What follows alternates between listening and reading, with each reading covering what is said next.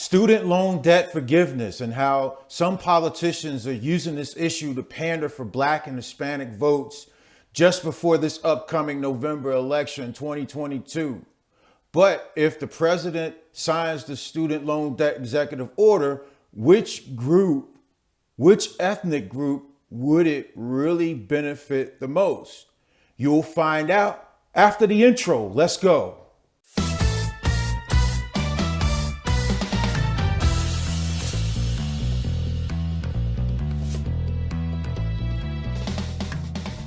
It's a long way until November. We got more questions. You got more questions, but I tell you, if you have a problem figuring out whether you're for me or Trump, and you ain't black, and you ain't My mood mix. A song that has always made me dance. Check the rhyme, A Tribe Called Quest. You know I'm talking about Fife.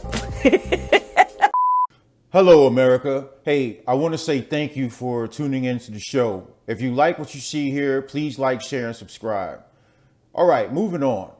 The two video clips. The first one.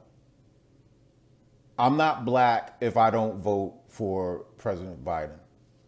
It's totally untrue. Just, stop playing identity politics. It doesn't work. For smart people, it does not work. Just because I'm black doesn't mean that I'm going to automatically vote Democratic. It's just not true.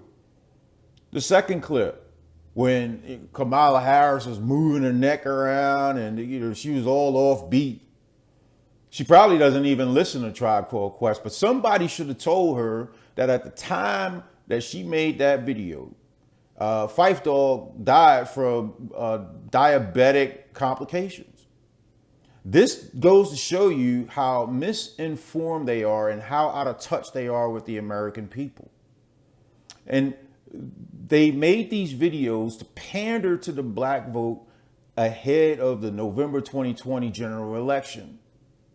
But now we're going to get into some clips that will show pandering in a way, in a manner connected to the student loan debt relief program that ElizabethWarren and Alexandria Ocasio-Cortez is really pushing President Biden to sign an executive order to drop the debt from people who owe schools that they attended. All right, so with that, let's roll the clips. Congresswoman Ocasio-Cortez. Thank you so much, Representative Bowman.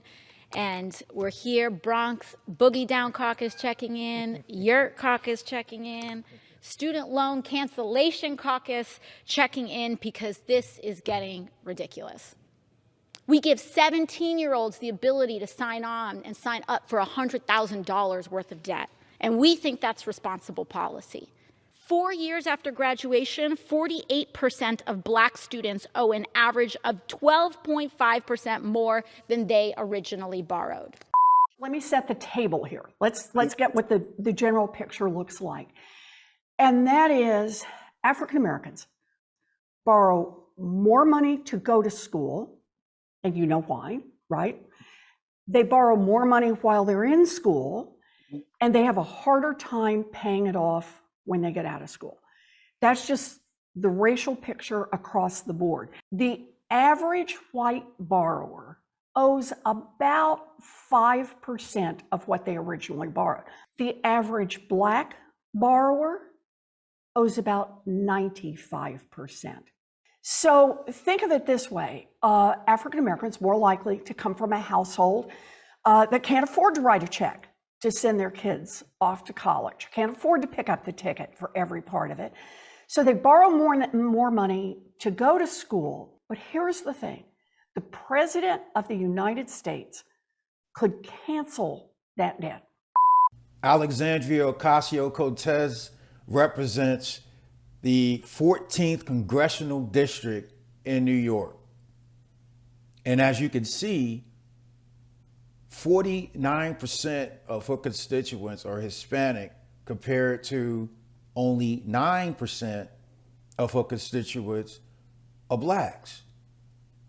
So during the basis of her student loan debt cancellation pitch, she made blacks as the foundational argument for student loan debt cancellation. Why?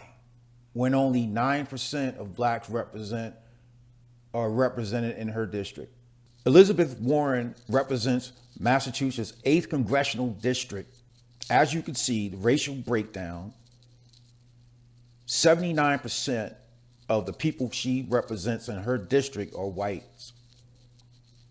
You go down to the very bottom, race, white, non-Hispanic or Latino, which tells me that 77% of these guys are white immigrants that came over from Europe that are now being represented by Miss Warren in her district, compared to only 9.5%, which are black, who are represented by Miss Warren. And just like Miss Ocasio-Cortez did in her push to drop student loan debt, Miss Warren used black people as a cornerstone of her argument to do so. And the overwhelmingly majority of whites, whether they are born here or immigrated here, will benefit from dropping the student loan debt in Massachusetts' 8th congressional district. Now let's look at some national numbers. Number of bachelor's degrees earned in the United States by ethnic group in 2020. I only got 1 year's of data, but this should be enough to prove my point.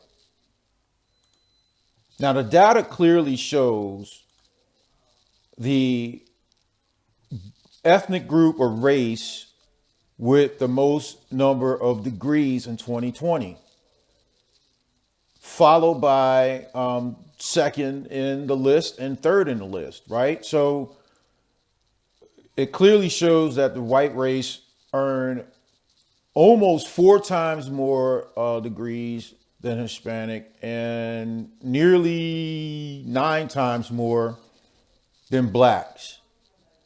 And so when we talk about the essence of dropping student loan debt, looking at this graph, it'll show you which group of people will benefit from that most. Even though the base of the two arguments that we've seen from Ocasio-Cortez and Warren use the black race as the cornerstone of their argument to drop the debt. And to me, folks, that's a form of pandering, because they're sugarcoating the issue. They're Trojan horsing it, when in reality, at the end of the day, dropping student loan debt will mostly benefit the white race. This chart clearly shows the reason why Ocasio-Cortez and Warren are pandering to black voters. The 2020 exit poll shows that 87% of registered black voters voted for Biden.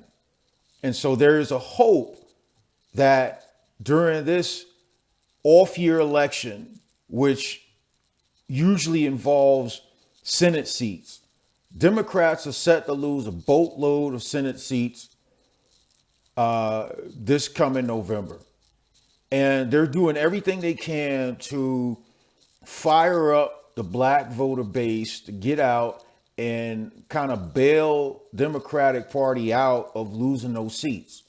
So what do? They use black people again as a cornerstone of their argument to push for something that's really not going to benefit them. Yeah, it'll benefit some, but won't benefit them as much as white people and Hispanic people.